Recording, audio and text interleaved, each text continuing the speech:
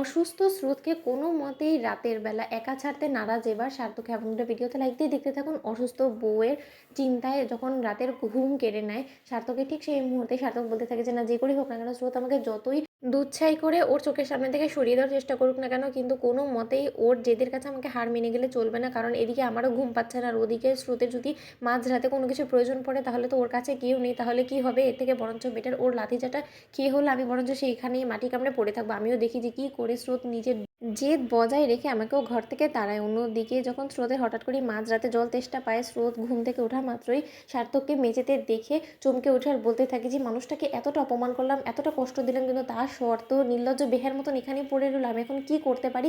এই মানুষটা দিনকে দিন এখানে থেকে উল্টো নিজেকে কষ্ট দিবে, আর তার কষ্ট দেখে আরও বেশি আমার কষ্ট হবে, আর আমিও যন্ত্রণা নিয়ে আর যাই হোক না কেন কোনোদিনই সুস্থ হয়ে উঠতে পারবো না।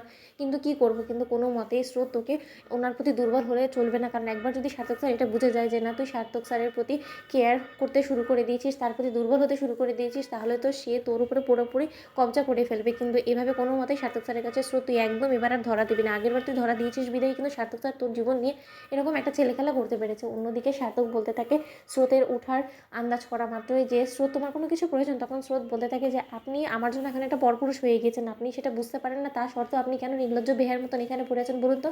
আমি আপনাকে সহ্য করতে পারছি না, আর আমি আজকে ঘুম থেকে উঠেছি শুধুমাত্র আপনার প্রেজেন্সের জন্য। আপনি বুঝতে পারছেন না? তাহলে আপনি কেন আমার সাথে এরকম করছেন বলুন তো? আপনি কি চান না যে আমি সুস্থ হয়ে উঠি? তখন সার্থক বলতে থাকে যে আলবাত আমি চাই যে তুমি যত শীঘ্রই সম্ভব রিকভার করো, আর তুমি রিকভার করা মাত্র আমি তোমাকে এখান থেকে নিয়ে তোমার শ্বশুর বাড়িতে, যেখানে কিনা তোমার থাকার কথা, সেখানে নিয়ে ফিরবো। কারণ আমি বাবাকে কথা দিয়ে এসেছি যে যতক্ষণ পর্যন্ত না আমি তোমাকে ও বাড়িতে নিয়ে যাচ্ছি ততক্ষণ পর্যন্ত আমি ও বাড়ি চৌকট পেরোবো না। তখন এই কথা বলা মাত্র স্রোত বলতে থাকে যে আপনি যে স্বপ্নটা আপনার বাবাকে দেখিয়ে এসেছেন সেটা কোনোদিন আর পূরণ হবে না। কারণ সেই আশাটা আপনি বরঞ্চ ছেড়েই দিন। কারণ এবার আর স্রোত কোনো মতে ও বাড়িতে ফেরবে না, অন্তত আপনার হাত ধরে তো কোনো মতেই না। হ্যাঁ, হয়তো বা বাপির সাথে দেখা করার জন্য কোনো কোনো সময় আমি সেখানে যেতে পারি, আমি সেটা বারণ করবো না, কিন্তু তাই বলে আপনার হাত ধরে আমি আবারও ও বাড়ির বউ পরিচয়ে আমি কোনোদিন আর ও বাড়িতে যাবো না। কারণ সেই পরিচয় থেকে আমি নিজেকে চিরতরে ছিন্ন করে ফেলেছি। অন্যদিকে এই কথা বলে আমাদের সার্থক বলতে থাকে যে সম্পর্কটা কি এত সহজে ছিন্ন করে দেওয়া যায়? কারণ আর যাই হোক না কেন আমার এবং তোমার সম্পর্কটা জন্ম জন্মান্তরের। তখন স্রোত বলতে থাকে যে না স্যার, নামে মাত্র সম্পর্ক ছিল, যেটা কিনা এখন আরও বেশি কমিয়ে আনাটা আমাদের জন্য দরকার হয়ে পড়েছে।